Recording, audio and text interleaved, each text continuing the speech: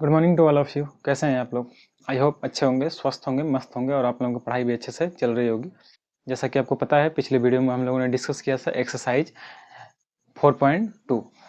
ठीक है, अभी उसके बाद हम लोगों ने पिछले वीडियो में ही पिछले वीडियो में ही हम लोगों ने मूलों की प्रकृति निकालना सीख लिया था। ठीक है, और उसी पे बेस्ड आज की एक्सरसाइज है 4.3। आज हम इसको फिनिश करने वाले हैं। ठीक है, जितने भी कॉन्सेप्ट हैं पहले ही आपको चीज़ें सिखा दी गई हैं, अब उन्हीं पे बेस्ड सवाल बनाने वाले हैं। ठीक है, तो आइए हम शुरू करते हैं। ठीक है, तो मैं संजय आप सभी का स्वागत करता हूं आज के नए सेशन में, जिसमें हम पढ़ने वाले हैं द्विघात समीकरण के एक्सरसाइज 4.3। ठीक है, चलिए शुरू करते हैं।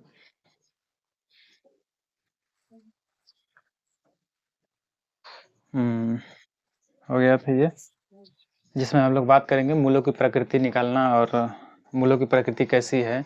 बिना इक्वेशन को सॉल्व किए ही हम बता देंगे कि नहीं इसके मूल कैसे आएंगे, दो वास्तविक आएंगे या काल्पनिक आएंगे, या दोनों समान आएंगे या दोनों असमान आएंगे। सिर्फ हम क्या एक विविध करके फार्मूले द्वारा ही हम निकाल के बता सकते हैं। उसको हम पिछले वीडियो में ही सीख चुके हैं, पिछले वीडियो में। ठीक है, तो आइए हम उसी पे आज क्वेश्चन बनाने वाले हैं। बगल में आपको क्वेश्चन दिख जाएगा। ठीक है, दिख भी रहा होगा, वहाँ से आप क्वेश्चन देख लीजिए और मैं आपको सॉल्यूशन करा देता हूँ। निम्न द्विघात समीकरण के मूलों की प्रकृति ज्ञात कीजिए। प्रकृति मतलब इसका नेचर कैसा है मूल का, ये ज्ञात करना है। यदि मूलों का अस्तित्व हो तो उन्हें ज्ञात कीजिए। यदि मूल वास्तव में एग्जिस्ट करते हो तो उनको निकालिए। ठीक है, आइए हम सवाल करते हैं। पहला नंबर,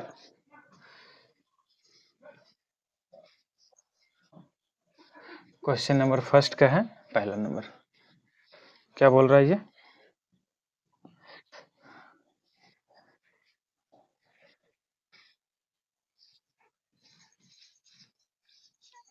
क्वेश्चन नंबर फर्स्ट का पहला क्वेश्चन कह रहा है 2x square minus 3x plus 5 is equal to 0।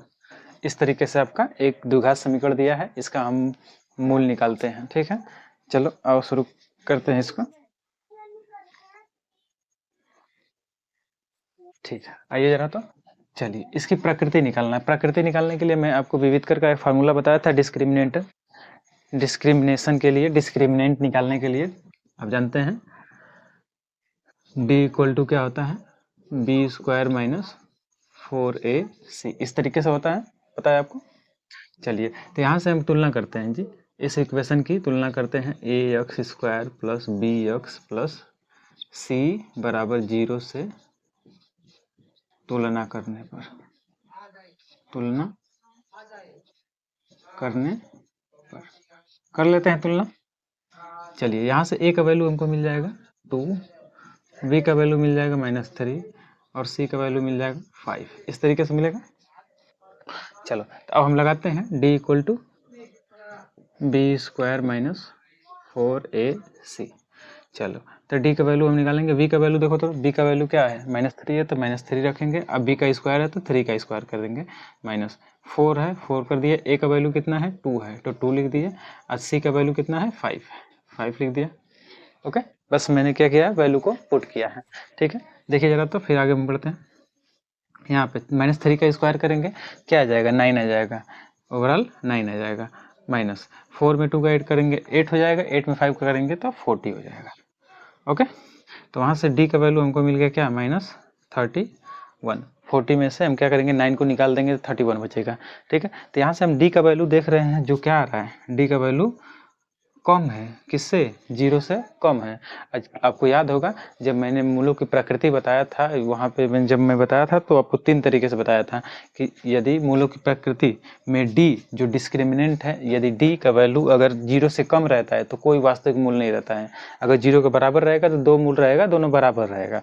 और 0 से बड़ा रहता है तो 2 मूल वास्तविक रहते हैं और असमान होते हैं, दोनों अलग अलग हो सकते हैं। बात समझ में आ रही?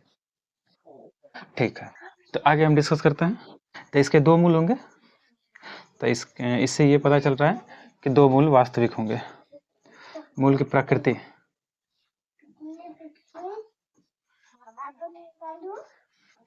2 मूल वास्तविक। अच्छा, यहाँ तो मूल ही नहीं होगा, क्योंकि यहाँ तो डी का वैल्यू क्या है, 0 से छोटा है। दैट मीन्स कोई वास्तविक मूल नहीं, कोई वास्तविक मूल नहीं होगा।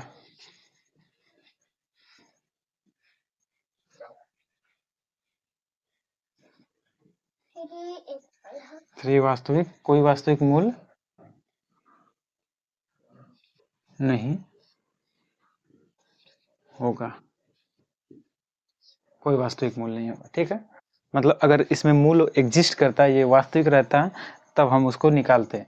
यहाँ तो एग्जिस्ट ही नहीं कर रहा है, वास्तविक है ही नहीं, तो हम कैसे निकाल पाएंगे, नहीं निकाल पाएंगे। यदि इसको निकालना सीखना भी है तो आगे आपको इसी यहीं पर आपको पढ़ाया जाएगा 11 का मैथ, जिसमें एक चैप्टर पढ़ेंगे सम्मिश्र संख्या। ठीक है, सम्मिश्र संख्या पढ़ेंगे, या उसी में आपको ये सब चीज़ें सिखाया जाएगा। कॉम्प्लेक्स नंबर में आपको सिखाया जाएगा कि वह काल्पनिक संख्याओं का कैसे हम मान निकालते हैं। ठीक है, आगे की चीज़ें हैं आपकी क्लास में के नहीं है। ठीक है, तो इसको छोड़ देंगे।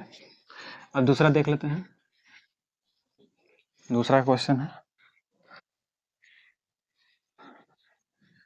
दूसरा क्वेश्चन देख लेते हैं।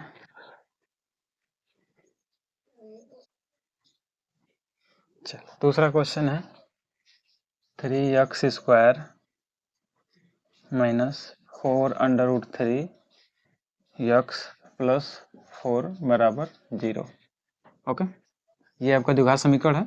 अब इसका चेक करना है कि मूल की प्रकृति कैसी है, इसके मूल का नेचर कैसा है। तो हम जानते हैं यहाँ से a का वैल्यू क्या मिलेगा तुलना करने पर, किससे, ax² plus bx plus c बराबर 0 से तुलना करने पर, तुलना करने पर, ठीक है, करने पर मिलेगा हमको a equal to 3, b equal to -4/4√3 मिलेगा, और c का वैल्यू मिल जाएगा 4। तो यहाँ से इसका डिस्क्रिमिनेंट निकालिए, d equal to b² minus 4ac। तो d बराबर क्या मिल जाएगा, b का वैल्यू क्या दिया है, -4√3 है, इसका होल स्क्वायर करेंगे क्योंकि b का इक्वल स्क्वायर है, -4 इंटू a का वैल्यू कितना दिया है, 3 दिया है, c का वैल्यू कितना दिया है, 4 है। ठीक है,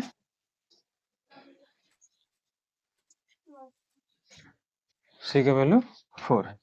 तो यहाँ से d का वैल्यू हमको क्या मिल जाएगा, देखिए जाएगा, तो इसका स्क्वायर करेंगे तो 16 आ जाएगा, इंटू इसका √3 का स्क्वायर करेंगे तो कितना आ जाएगा, 3 आ जाएगा, 3, और मल्टीप्लाई करेंगे 16, 16 3 48, 48 आ जाएगा। तो d का वैल्यू हमको मिल जाएगा 48 माइनस 48, ओवरऑल हमको वैल्यू मिल गया क्या, 0, d बराबर 0। ठीक है, तो आपको पता है d बराबर कभी भी 0 के बराबर होता है, जो डिस्क्रिमिनेंट d का जो वैल्यू है कभी भी 0 के बराबर होता है। तो 2 मूल वास्तविक होंगे और समान होंगे।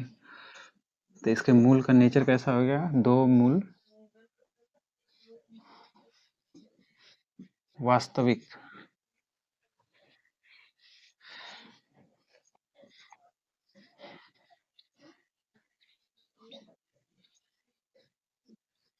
वास्तविक तथा समान होगा,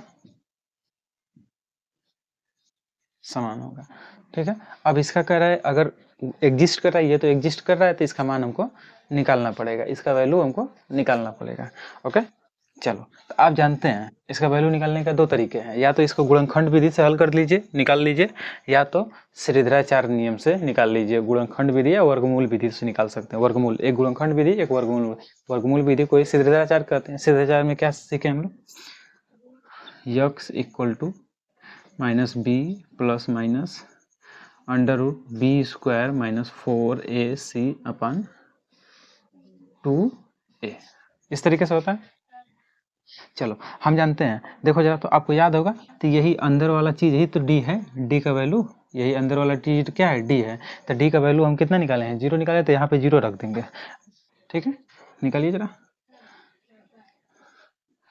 चलो, b का वैल्यू कितना दिया है, माइनस, यहाँ तो ऑलरेडी माइनस है, अब -4√3, प्लस माइनस यहाँ पे क्या हो जाएगा, इसकी जगह पे पूरा टोटल की जगह पे 0 हो जाएगा, क्योंकि अभी मान निकाले हैं ना उसका डी क्या था, यही चीज़ है ना, देखो सेम यही चीज़ है, तो इसका वैल्यू तो 0 आया है, तो 0 रख देंगे इसकी जगह पे अपान 2 ए का वैल्यू कितना दिया है, ए का वैल्यू है 3। ओके, तो यहाँ से हमको मान मिल जाएगा क्या, माइनस में माइनस का मल्टीप्लाई करेंगे प्लस हो जाएगा, तो 4√3/6। तो यहाँ से हम सिंप्लीफाई करेंगे तो ये 2 टाइम में कटेगा, ये 3 टाइम में। ओके, तो √2√3/3 इस तरीके से आपका आंसर आ जाएगा, यक्स का मान आ जाएगा। ठीक, तो इधर ही लिख देता हूँ, यक्स का वैल्यू कितना आ गया, 2√3/3, ये आपका यक्स का मान आ गया। ठीक है, चलो, क्योंकि मैं बताया हूँ कि 2 मूल होंगे और दोनों वास्त समान होंगे, तो यहाँ पे देखो जरा, दूसरा वैल्यू भी, जो यक्स का वैल्यू दूसरा वाला भी आएगा तो यही आएगा, समझ में आया ना, कोई दिक्कत नहीं होनी चाहिए आपको। ठीक है, हल करके देखेंगे गुणनखंड विधि द्वारा, तो 2 ठो मान आएगा और यही आएगा, सेम आएगा, तो यक्स का मान 2 ठो आए, यही आ जाए, वही बात है। अगला आते हैं अगले क्वेश्चन पे। अब अगला क्वेश्चन तीसरा नंबर देख लीजिए, 3 नंबर है आपका 2x² - 6x + 3 = 0। अब इसका हम चेक करते हैं, तो a बराबर यहाँ से 2 मिल जाएगा, b बराबर मिल जाएगा -6, c बराबर 3। तो यहाँ से हम d का वैल्यू निकालेंगे, d बराबर b² - 4ac। तो d का वैल्यू, अब b का स्क्वायर b का रखेंगे तो -6 का स्क्वायर -4 इंटू a का वैल्यू हो जाएगा 2, c का वैल्यू है 3, तो ओवरऑल d का वैल्यू हमको क्या मिल जाएगा, 36 हो जाएगा, माइनस 6 चौको 24, कितना हो जाएगा 24। तो d का वैल्यू हमको क्या मिल जाएगा, घटा लेंगे तो 2 मिल जाएगा, यहाँ से वहाँ से 1, 12 मिल जाएगा। तो यहाँ से d हम देख रहे हैं क्या है, ग्रेटर देन है, 0 से ग्रेटर देन है, तो यहाँ पर भी 2 मूल होंगे, 2 मूल वास्तविक तथा असमान समान रहता है। इसके लिए, इस कंडीशन के लिए असमान 2 अलग अलग मूल मिलेंगे। तो इसका मूल निकाल लेते हैं। मूल निकालने का तरीका आपको श्रीधराचार्य से हम बताए हैं, -b + -√b² - 4ac/2a। यहाँ से मान रखिए, b का वैल्यू कितना दिया है, -6, माइनस तो ऑलरेडी है, तो -6 रख लेते हैं, प्लस माइनस इसका अंदर वाला चीज का आपको मान निकालना है, कितना दिया है, अंडर रूट में 12, क्योंकि हम d का वैल्यू क्या निकाल रहे हैं, डी का वैल्यू 12 ही निकाले हैं ना, देखो यहाँ से डी का वैल्यू 12 आया, तो क्योंकि ये डी का वैल्यू है ना 12/2a, ए का वैल्यू कितना है, ए का वैल्यू 2 है, 2। ओके, चल यहाँ से हल करते हैं जरा, यहाँ से सॉल्व करते हैं, तो यहाँ से 6 हो जाएगा, प्लस माइनस यहाँ से निकालेंगे तो कितना हो जाएगा, 2√3 हो जाएगा। ओके, देखो इसको निकालेंगे तो 4 × 3 हो जाएगा, तो 4 बाहर निकल सकता है कड़ी से, 2 आ जाएगा, 2 × 3 तो 2 ये हो जाएगा। तो यहाँ से हम देखेंगे, तो यहाँ से देखिए जरा, तो इसमें से हम 2 कॉमन कर सकते हैं, तो 3 + -√3/2, यहाँ से 2 कट जाएगा, यहाँ अच्छा यहाँ 4 होगा ना, 4 होगा, मल्टीप्लाई करेगा तो 4, यहाँ से 2 कट जाएगा, तो ओवरऑल कितना बचेगा, कटेगा तो 2 बच जाएगा। तो हमको 2 मान मिलेंगे, क्या मिल जाएगा, 3 + -√3/2, एक तो यक्स का वैल्यू हमको मिल गया 3 + √3/2, और दूसरा क्या मिल जाएगा, 3 - √3/2। इस तरीके से आपका मान मिलेगा। नीचे नहीं दिख रहा होगा, तो ये यक्स का वैल्यू कितना मिल गया हमको, इधर देख लीजिए, यहाँ पे यक्स का वैल्यू हमको मिल गया है 3 + √3/2, और दूसरा क्या मिला है, 3 - √3/2। इस तरीके से आपका मान मिलेगा। ओके, ठीक है, चलिए अब अगले सवाल पे हम लोग आते हैं, क्वेश्चन नंबर 2 पे। स्क्रीनशॉट लीजिए, समझ में आया होगा आपको। चलिए आइए क्वेश्चन नंबर 2 देखते हैं।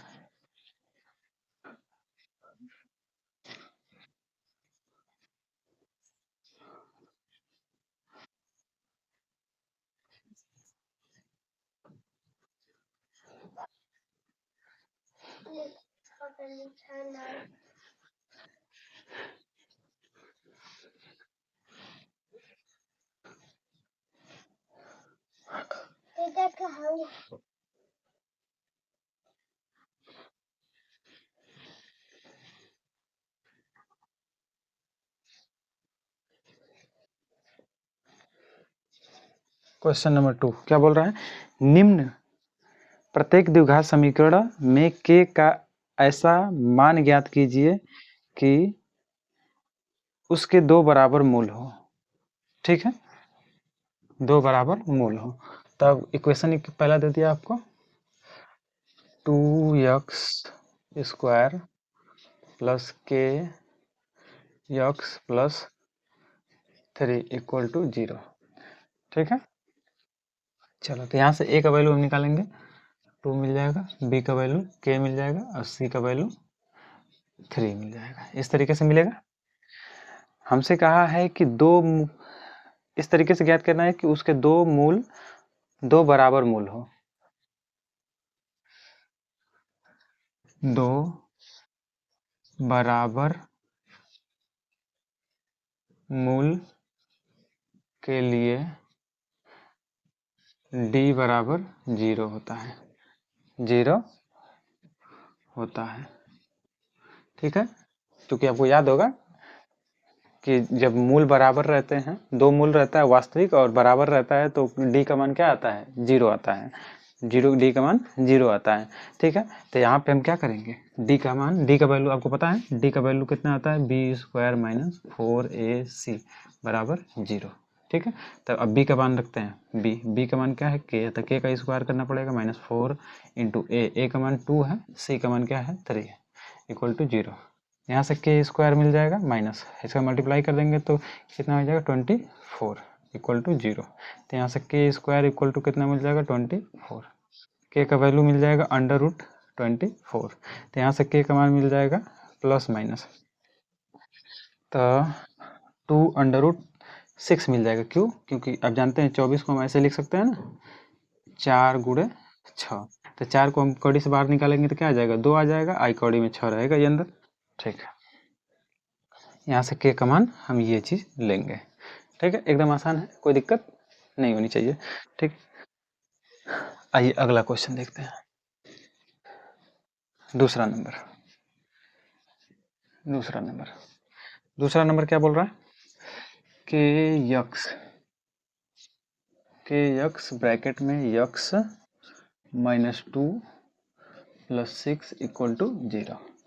यहाँ से ब्रैकेट को ओपन करते हैं तो के x square minus K 2k minus 2k X plus 6 equal to 0। यहाँ से a का वैल्यू हम तुलना करने से क्या मिलेगा, k मिल जाएगा, b का वैल्यू मिल जाएगा माइनस 2k, c का वैल्यू मिल जाएगा 6। चलो हम जानते हैं कि जब मूल बराबर होते हैं, जब 2 मूल समान होते हैं तो d का मान क्या आता है, इक्वल टू 0 आता है। मतलब d का वैल्यू क्या मतलब है, b स्क्वायर माइनस 4ac बराबर क्या आ जाएगा 0। जानते हैं यही d का मान है। चलो तो b का मान रखते हैं, माइनस 2k का होल स्क्वायर माइनस 4 इंटू एक का मान क्या है k, c का मान क्या है 6 इक्वल टू 0। तो यहाँ से करेंगे तो 4k स्क्वायर हो जाएगा माइनस ये मल्टीप्लाई करेंगे 24k हो जाएगा इक्वल टू 0।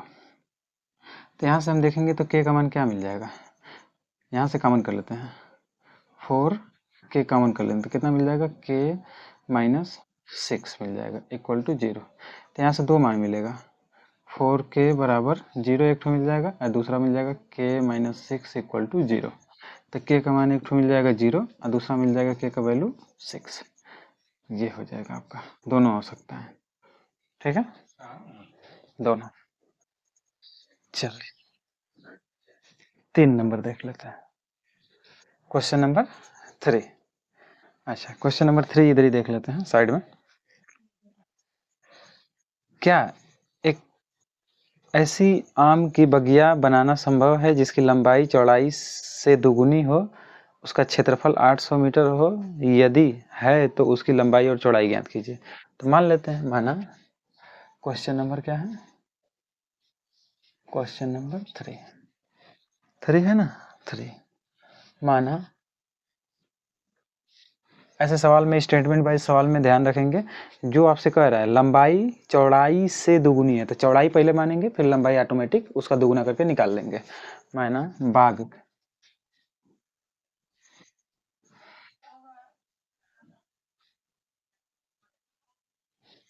बाग की चौड़ाई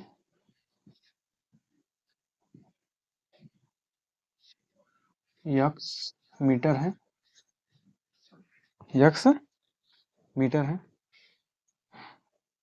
लंबाई, इसकी लंबाई कितनी हो जाएगी, लंबाई कितनी हो जाएगी जी, चौड़ाई का दुगुना, तो 2x हो जाएगा, यक्स मीटर हो जाएगा। ओके, चलिए, दुगुना हो तो उसका क्षेत्रफल निकालिए। क्षेत्रफल 800 मीटर है, कितना है क्षेत्रफल इसका दिया है आपको,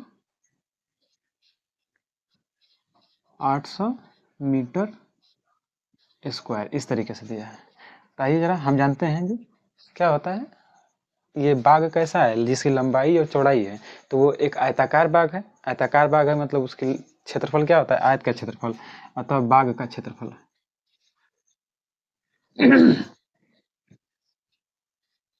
बाग का क्षेत्रफल बराबर लंबाई गुणे चौड़ाई। चलो, क्षेत्रफल आपको दिया है 800 और लंबाई आपको दिया है कितना, 2x, और चौड़ाई कितना दिया है, यक्स।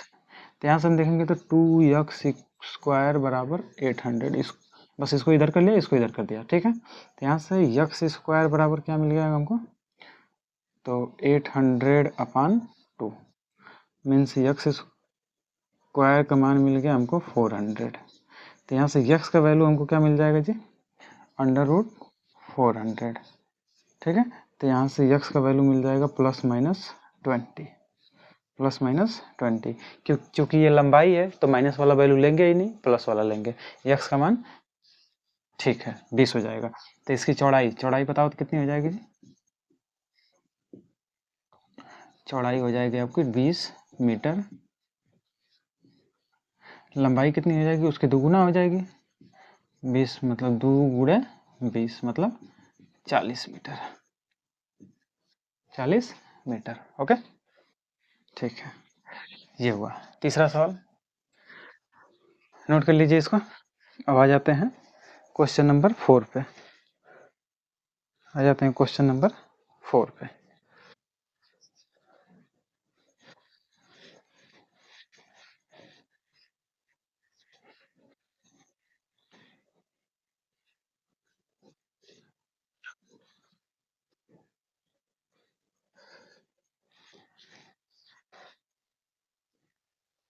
क्वेश्चन नंबर 4 नंबर क्या कह रहा है, क्या निम्न स्थिति संभव है, क्या वो स्थिति संभव है, यदि है तो उसका वर्तमान आयु ज्ञात कीजिए।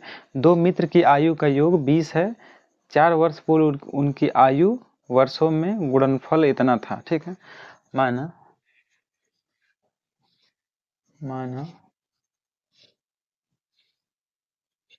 पहले मित्र की आयु x वर्ष है, दूसरे दूसरे मित्र की आयु, दूसरे मित्र की आयु कितनी हो जाएगी जी, जब दो मित्रों का आयु का योगफल कितना है 20 है, तो दूसरे मित्र की कितनी हो जाएगी, 20 माइनस x वर्ष हो जाएगी इसकी, ठीक है। चल, अब कह रहा है कि 4 वर्ष पूर्व, प्रश्न से 4 वर्ष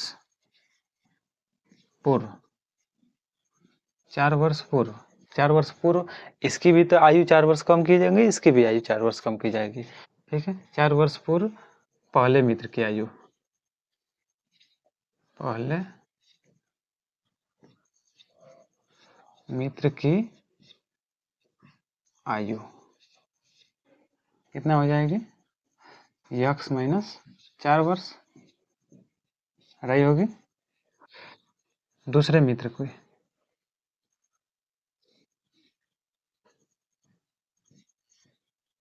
मित्र की आयु 20 माइनस यक्स, इसमें से 4 वर्ष कम करेंगे, वर्ष होगी। ठीक है, अब इसको थोड़ा सोल्व करेंगे तो 16 माइनस यक्स हो जाएगा। ओके, ठीक है। अब कह रहा है 4 वर्ष पूर्व इनके आयु का गुणनफल कितना है, 48 है। आयु का गुणनफल 48 है, तो लिखते हैं इनके आयु का गुणनफल यक्स माइनस 4 और 16 माइनस यक्स इक्वल टू 48, क्योंकि इनके आयु का गुणनफल कितना था 4 साल पहले, 48 था, मल्टीप्लीकेशन। ठीक है, अब इनको हम सॉल्व करते हैं जरा। 16, देखो पहला पकड़िए और दोनों में मल्टीप्लाई कर दीजिए, 16 माइनस यक्स स्क्वायर, फिर दूसरा वाला लेकर के दोनों में, 16 चौके 64 प्लस 4 यक्स इक्वल टू 48। तो यहाँ से यक्स स्क्वायर नहीं, पहले हम लिख लेते हैं यक्स वाला एक तरफ ले आते हैं, तो 20 हो जाएगा, 20 यक्स माइनस यक्स स्क्वायर, ये उसको उधर भेज देते हैं, तो 48 तो पहले ही से था उधर, ये उधर जाएगा तो कितना हो जाएगा, प्लस में हो जाएगा 68। तो इसको भी हम उधर ले जाते हैं, क्यों, क्योंकि यहाँ पे यक्स स्क्वायर वाला टर्म्स क्या है, माइनस है, इसको हम प्लस करने के लिए उधर ले जाते हैं, यक्स स्क्वायर, ये वाला माइनस हो जाएगा क्योंकि उधर जाएगा तो माइनस हो जाएगा, 20 यक्स, ये वाला जोड़ कर कितना आ जाएगा, प्लस 8, 64 है ना जी, ये 64 68 लिख दिया था मैं, 64, 8, अब 8 8 4 12, 6 4 10 11, इतना हो जाएगा। ठीक है, अब देखें कि ये क्या एग्जिस्ट कर रहा है कि नहीं, एग्जिस्ट कर रहा है कि नहीं, क्या ये संभव है, ऐसी स्थिति संभव है। तो हम कैसे क्या करेंगे, विविध कर निकाल करके देखेंगे क्या इसके वास्तविक मूल आ रहे हैं, यदि वास्तविक आएंगे तो निकालेंगे, यदि नहीं आएंगे तो नहीं निकालेंगे। ठीक है, चलिए देखिए जरा, तो इसके वास्तविक मूल आएंगे कि नहीं, विविध कर निकालते हैं। तो यहाँ से ए का वैल्यू मिल जाएगा हमको 1, बी का वैल्यू मिल जाएगा -20, सी का वैल्यू मिल जाएगा 112। ओके, चलिए इधर देख लेते हैं।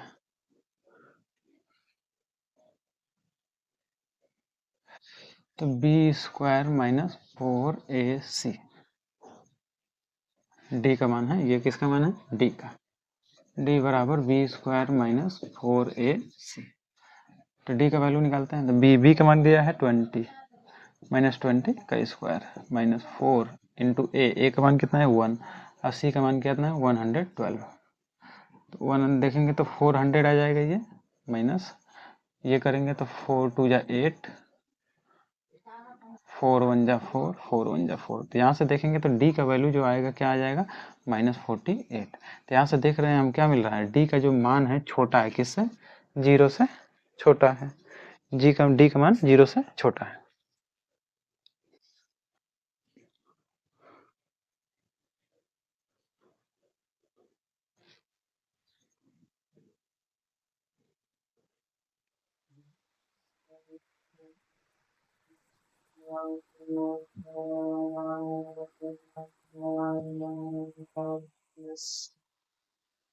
चलो आ जाते हैं, डी का मान 0 से छोटा है, यहाँ पे क्या होगा, कोई वास्तविक मूल नहीं होगा, कोई वास्तविक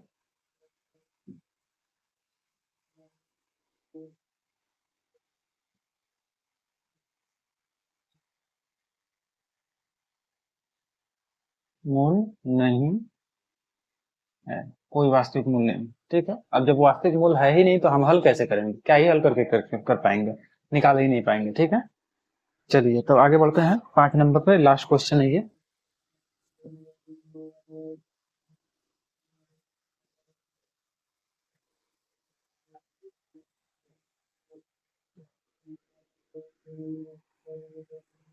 चलो आ जाते हैं। क्या परिमाप 80 मीटर तथा क्षेत्रफल 400 मीटर के एक पार्क को बनाना संभव है? यदि है तो उसकी लंबाई और चौड़ाई ज्ञात कीजिए। चलो परिमाप आपको दिया है, ये क्वेश्चन नंबर 5 है।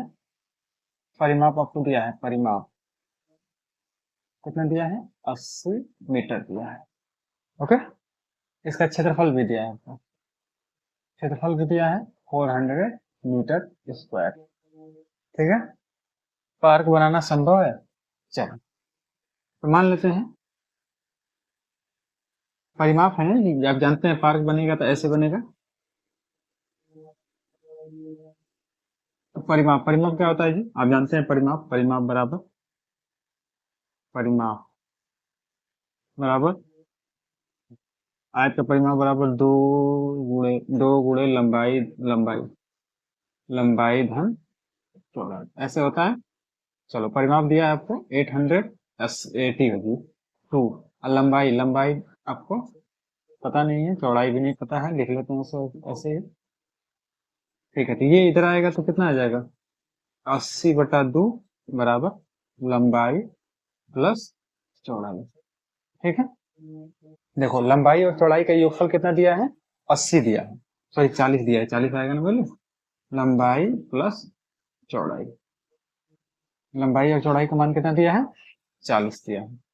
ओके, तो यहां से हम लेट कर लेते हैं, लेट लंबाई, लंबाई मतलब लेंथ कितना है? यक्स। तो चौड़ाई कितना हो जाएगा जी? चौड़ाई हो जाएगा आपका 40 माइनस यक्स, 40 माइनस यक्स। यहाँ से क्षेत्रफल निकालिए, क्षेत्रफल बराबर क्या होता है? लंबाई गुणे चौड़ाई, तो लंबाई यक्स है, चौड़ाई कितना है? 40 माइनस यक्स, और उसका क्षेत्रफल दिया है 400। यहाँ से 40 गुणा करेंगे तो 40 यक्स माइनस यक्स स्क्वायर बराबर 400। ठीक है, तो यहाँ से देखेंगे तो यक्स स्क्वायर माइनस 40 यक्स बराबर प्लस 400 बराबर 0। ठीक है, अब इसको हम विविधकर द्वारा चेक करते हैं, क्या इसका मान ये एग्जिस्ट करेगा कि नहीं। विविधकर द्वारा चेक कर लेंगे, तो देखो डी का वैल्यू, विविधकर द्वारा चेक करते हैं, डी का मान मिलेगा बी स्क्वायर माइनस 4ac। इधर चेक कर लेते हैं, तो डी का वैल्यू आपको मिल जाएगा, यहाँ से बी का मान क्या है? 40 है, तो 40 का स्क्वायर माइनस में होगा माइनस 4, ए का वैल्यू कितना दिया है? 1 है, अब बी सी का वैल्यू है 400। ओवरऑल देखेंगे तो 4 चौको 16, 1600 हो जाएगा, माइनस ये 4 चौको 16, 1600 ये भी हो जाएगा। तो ओवरऑल डी का मान क्या आ जाएगा? 0। यहाँ से दो मूल वास्तविक होंगे, दो मूल वास्तविक होंगे, तो यहाँ से निकाल लेंगे दोनों मूल, दो मूल वास्तविक,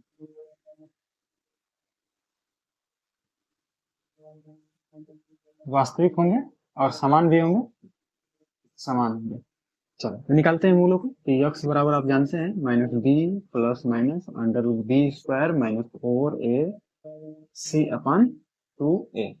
यहाँ से निकालो माइनस बी, बी का वैल्यू कितना दिया है इधर से देखो जरा, बी का वैल्यू आपको है -40, तो माइनस तो पहले ही से -40 प्लस माइनस, यही देखो जरा, ये अंडर रूट के अंदर वाली चीजें तो हम पहले ही से निकाल चुके हैं, डी का वैल्यू 0 है, तो यहाँ से 0/2 का वैल्यू कितना है? 1, तो मान मिल जाएगा हमको 40/2, मतलब कितना मिल जाएगा? 20। यक्स का वैल्यू कितना मिल गया? 20, यक्स का वैल्यू 20। ठीक है, तो इसकी लंबाई कितनी हो जाएगी? लेंथ कितनी हो जाएगी? 20, और ब्रेथ भी कितनी हो जाएगी? 20। ओके, लंबाई और चौड़ाई 20 हो जाएगा। बात समझ में आ रही है?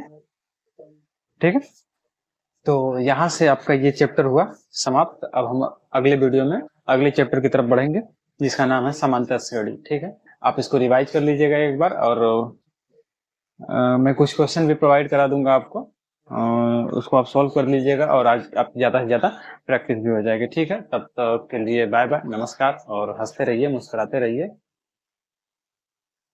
और ज़िंदगी का आनंद लीजिए, और पढ़ाई भी करते रहिए। ठीक है।